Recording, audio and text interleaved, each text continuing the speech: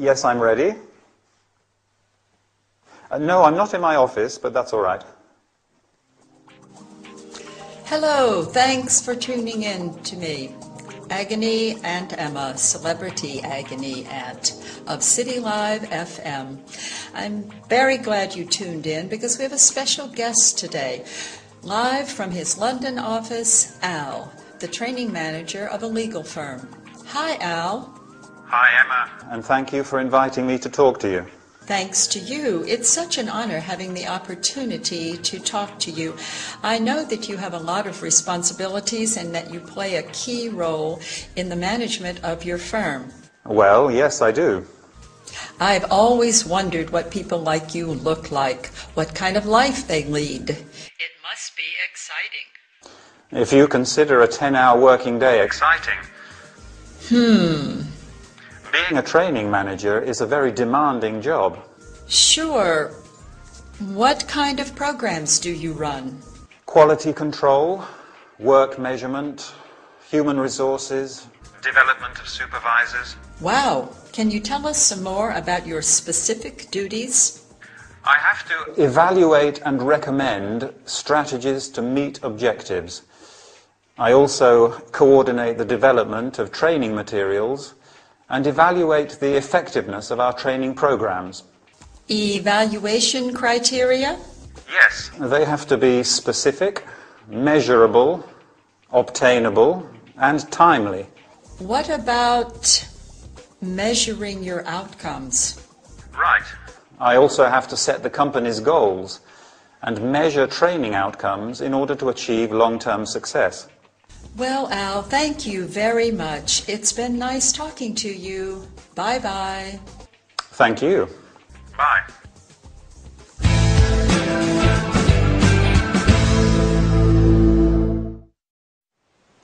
Welcome back, everybody. Ready for a business training session? I hope so. In fact, we are going to talk about a very important aspect of every successful business: training programs. We are going to learn about terms and verbs related to training and company management. Emma is interviewing Al, training manager of a law firm. As you have heard, Al deals with training programs. Training is the process of preparing staff for the skills needed for a particular job. The first question Emma asks is, what kind of programs do you run? A program is a series of steps to carry out or objectives to achieve. You can run, carry out, and offer a program. The programs are, do you remember? Quality control, work measurement, human resources, and development of supervisors. Then Emma asks, can you tell us some more about your specific duties? A duty is something that you have to do because it's part of your job. Al answers that he evaluates and recommends strategies to meet objectives. An objective or aim is something that you plan to do or achieve. You can meet or achieve an objective. Al has also to coordinate the development of training materials and evaluate the effectiveness of training programs. You can say training materials, training programs, or training courses. Training can be intensive, high quality, individual, etc. Can you remember what evaluation criteria are? Let me help you. They have to be specific, measurable, obtainable, and timely. In other words, They have to be precise, easy to measure and obtain, and they have to happen at the right time. Finally, Al says, I have to set the company's goals and measure training outcomes in order to achieve long-term success. A goal is an aim or purpose. An outcome is a result or effect of an action. You can set, have, and establish a goal and achieve, have, and enjoy success. For example, you have set the goal of learning English, and I am sure you will achieve huge success. That's all we have time for today. Keep practicing your English, and I'll see you next time for another workout. Bye.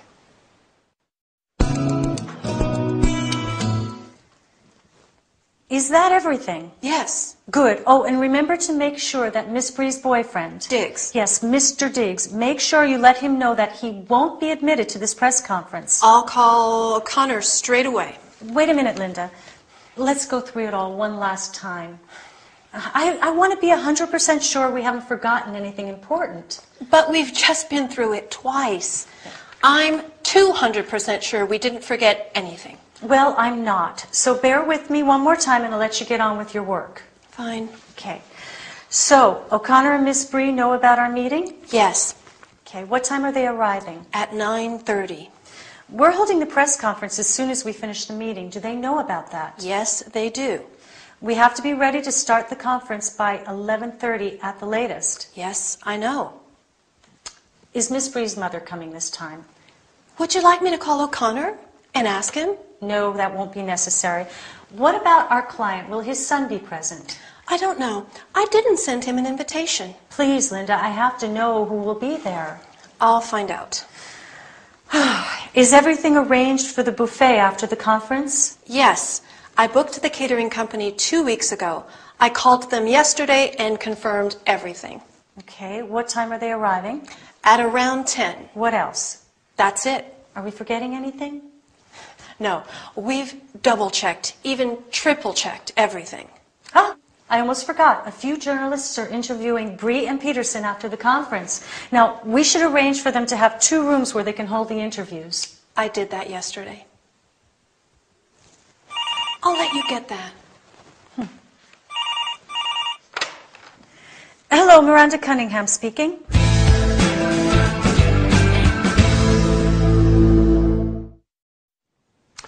Hi, everybody. It's lucky Linda manages to sneak out before Miranda decides to check everything again. Linda is sure that everything is arranged for the meeting and the press conference next week. But Miranda wants to go through it all one last time. We're going to look at the different ways they confirm various arrangements. You probably noticed the use of will when Linda makes a quick decision to do something. I'll call O'Connor straight away. I'll find out. What other expressions could we use when we're promising to take action? I'll take care of it, or I'll let him know. But when Miranda talks about the planned future events, she uses the present continuous. We're holding the press conference as soon as we finish the meeting. A few journalists are interviewing Bree and Peterson after the conference. What time are they arriving? Is Miss Bree's mother coming? What other questions can we ask to confirm everything is arranged? Yes, that's one. Is everything arranged? Miranda asks, is everything arranged for the buffet? Is everything ready? Is everything organized? Are we forgetting anything? Who will be there? She gives a few instructions as well. make sure you let him know that he won't be admitted to the press conference. She's talking about Mr. Diggs. He won't be admitted to the press conference. A definite future event. It's not really planned. That's just the way it is. He won't be admitted. Maybe he caused a bit of trouble the last time. So she says, make sure you let him know. Make sure you do it. That means it's important that you do it. So be sure to do it. What about when Linda talks about all the things she's done? I booked the catering company 2 weeks ago. I called them yesterday and confirmed everything. I did that yesterday. Very efficient. Are you as efficient as Linda? Great. So did you get all that? Or shall we go through it one more time? No. I'm sure you got it. Bye for now. So, Rose, how are you? Not well. I have a serious problem. Please, tell me, what exactly is your problem? The situation at my workplace is unbearable. Why is that? I don't know why, but everybody hates me. Come on, Rose, you are exaggerating. No, I'm not. My colleagues hate me. The secretary hates me. The accountant hates me. The cleaning lady hates me. And do you know who hates me the most? No. Mr. Gradgrind. Oh, Mr. Gradgrind, your boss. You should see what dirty looks he gives me. Sometimes I think he would like to kill me.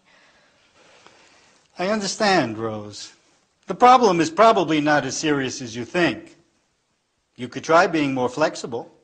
That can be useful, but not with them. You could listen to them more carefully. Maybe there is just a misunderstanding. The problem is that they don't even talk to me. You could do something nice. I don't know. Buy flowers for the secretary and the cleaning lady. A bottle of wine for your colleagues. That might be a good idea, but I'm not keen on doing such things. You could invite them to your place for dinner sometime. No way. I'd rather find another job. I'm afraid that this attitude won't help you to solve your problem. Why do you think so?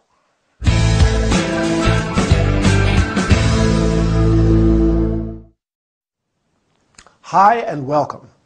Do any of you have problems with colleagues? Well, I think that's quite a common problem, right? During this workout, we are going to talk about it. Today, we are going to learn about expressing reservations and rejecting suggestions. As you have seen, Rose visits Dr. Frazier because she has a serious problem at work. The problem is, remember? Yes, that everybody hates her. Her colleagues, the secretary, the accountant, the cleaning lady, and most of all, her boss. Do you think this is true? I don't know. However, Dr. Frazier is very patient and offers some suggestions in order to help her solve her problem. Unfortunately, Rose is very uncooperative. First, Ray suggests trying to be more flexible, and Rose answers, that could be useful, but not with them. You can also say, that is good advice, but, and the problem is that. When Ray suggests to her to make a kind gesture, like buying flowers for the secretary, Rose rejects his suggestions. Can you remember what she says? I will help you. I am not keen on doing such things. Keen means very interested, desirous to do something. For example, They were keen to start work, and he's keen on martial arts.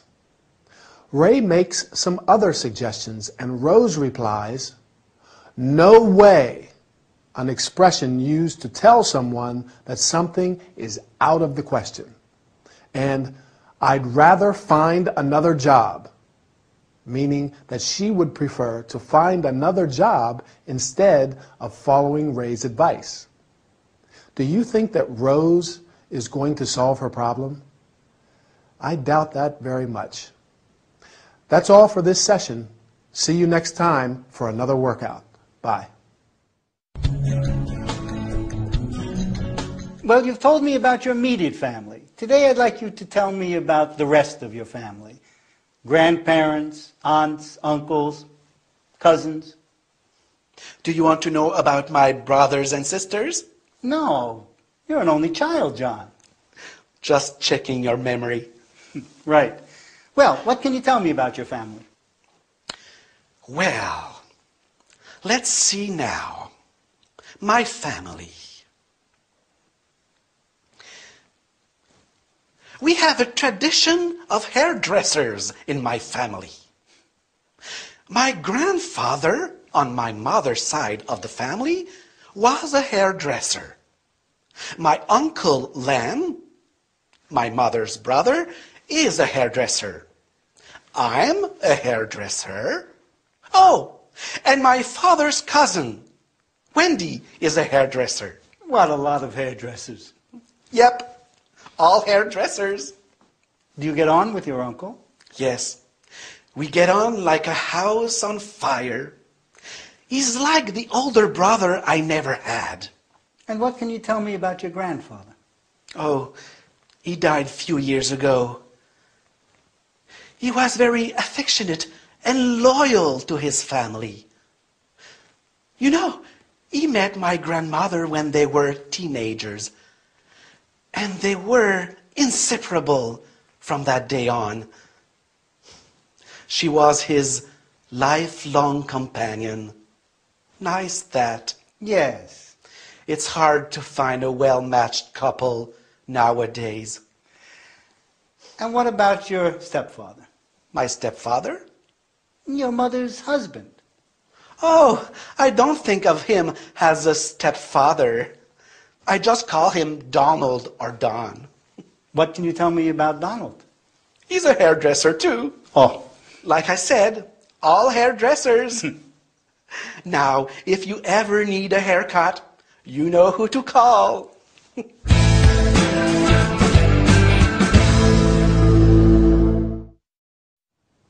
Hi there. I lost count of how many hairdressers there are in Mr. Little's family. His grandfather, his uncle, his father's cousin, and his stepfather, and of course him. Well, I think this is the perfect opportunity to talk about family. This time we're going to look at all the family members outside the immediate nucleus. So let's say that the immediate family members are the parents, mother and father, and brother and sister. Now the extended family. Let's go in chronological order. We'll start with the older family members first. The grandparents, your mother and father's parents. Your grandfather and grandmother. Going down one generation to your parents' brothers and sisters. Your mother or father's brother is your uncle, and your mother or father's sister is your aunt. Do you have any aunts or uncles? I have 2 aunts on my mother's side, my mother's sisters, and an aunt and an uncle on my father's side, and I have a lot of cousins. My cousins are my aunts and uncles' children.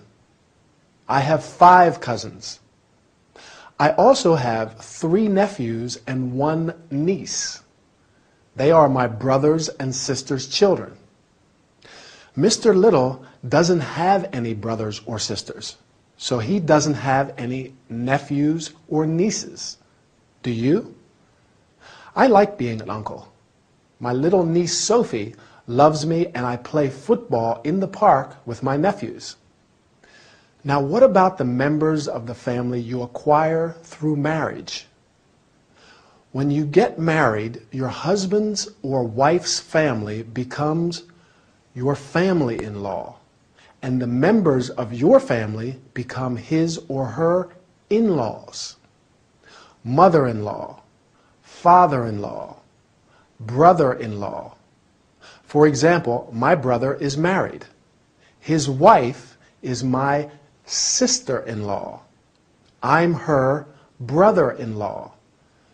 If your parents get married again, the person they marry is your stepfather or stepmother, and their children are your stepbrothers and or stepsisters. Mr. Little's mother has a new husband.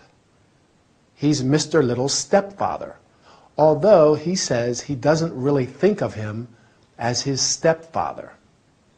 What does he say about his uncle?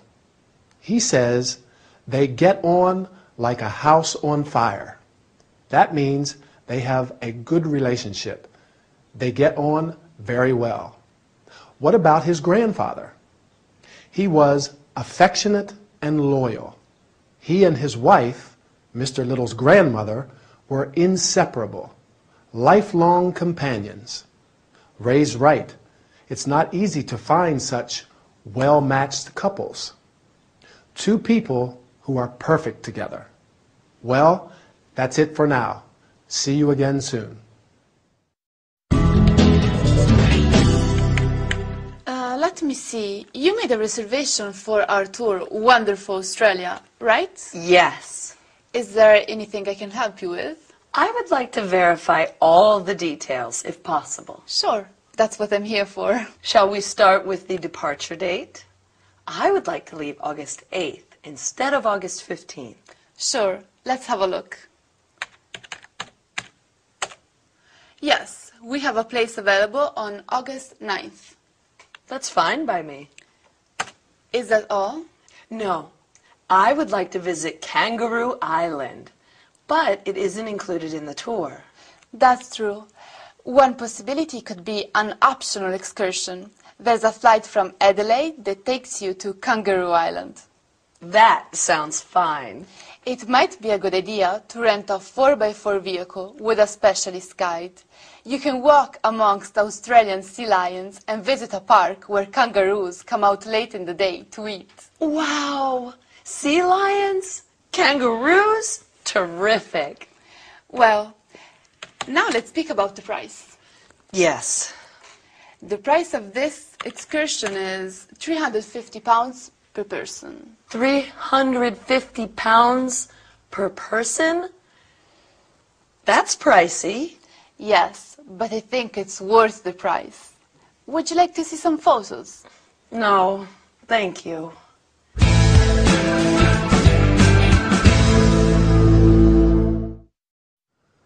Hi, I am really glad to see you today. It will be a very pleasant workout as we are going to talk about traveling to faraway places.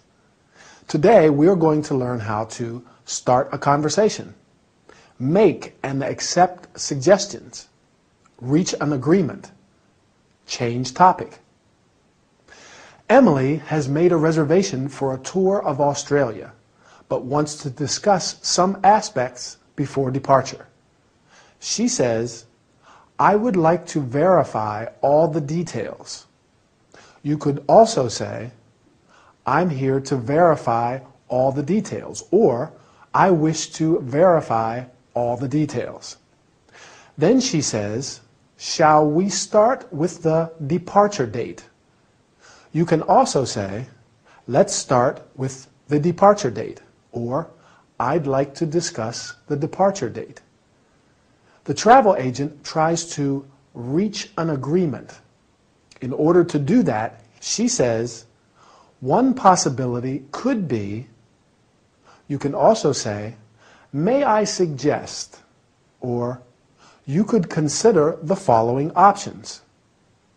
As you have seen, she offers her an optional excursion to Kangaroo Island, where she'll be able to walk among the sea lions and see the kangaroos. Emily is quite satisfied and accepts the travel agent's suggestions with enthusiasm. Here are the expressions that she uses. That's fine by me. That sounds fine. Terrific. You can also say, that's a good idea.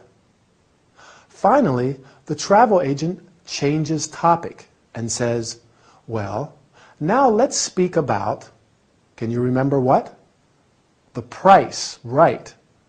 You can also say, let's turn to, and let's talk about. I am sorry, but I have to tell you that the session is over. Bye, and see you soon for our next workout. You know, I went to San Francisco last week. What an amazing city. Really? On vacation? No, for work. A big job, actually. I had to do a photo shoot for a magazine in the bar of a 5-star hotel. Wow! And they flew you all the way to San Francisco to do it. Yes. It was some hotel. The bar was on the top floor with a roof terrace, a great view of the city. How many floors were there? 10. I hope there was an elevator. Yes. Not a normal hotel lift. It was like a space capsule with a bellboy, and the reception was in a glass bubble suspended between the ground floor and the first floor. Sounds cool. And the chambermaids were like models. All beautiful girls wearing white catsuits. Wow. I'm sure. Not as beautiful as you, of course. Of course. What is a beautiful, talented girl like you doing in a place like this? What? Would you like to come to Rome with me next week? To Rome? Yes. I'm going to the opening of a Caravaggio exhibition. Why don't you come with me? I could reserve a room for you in the same hotel as me. It's more like a bed and breakfast, guest house really. But there is room service, a buffet breakfast, and we can eat out in the evening. I know some great restaurants. Hold it. Why should I go to Rome with you? Why not? Because I don't know you, for one. You can get to know me, and I'd like a general outsider's perspective on the exhibition. Outsider? Outside the world of art. Actually, I studied history of art at university. Thanks for the invite, but I'm busy next week. All week.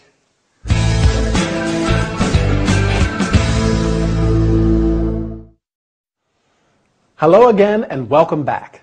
I don't think Archie got the reaction he expected from Emily. She was a little offended by his invitation, or invite, as she calls it. But let's get started with our training session. How does he invite her? Remember? Would you like to come to Rome with me next week? Why don't you come with me? He probably thought he was charming her with all the details about the hotel and the trip, but she turns him down. Now, as I want to talk about hotel and accommodation related terms, I'm going to use Archie's descriptions of the 5-star hotel in San Francisco and the bed and breakfast in Rome to help me. I have to admit, the 5-star hotel does sound interesting. Do you remember what it was like? The reception was in a glass bubble suspended between the ground floor and the first floor. What do we call the person who works at the reception? The British term is hotel receptionist, and in the US it's hotel clerk. The person at the door of 5-star hotels is traditionally called the doorman, but door person is more politically correct. In the UK, they say the hall porter. Going back to the hotel in San Francisco, the lift or elevator was like a space capsule with a bellboy. The bellboy is the person who carries the guest's luggage and takes them up in the lift. Oh yes, lift is the British term, by the way, and elevator is the American term. Who else does Archie talk about? The chambermaids, apparently all very beautiful girls. A chambermaid cleans and takes care of the bedrooms in a hotel. Usually, in 5-star hotels, there's also room service and laundry service. Now, the B&B in Rome, where Archie is staying, is probably not as luxurious, but there is room service and a buffet breakfast. As the name suggests, bed and breakfast, the price of the room includes breakfast.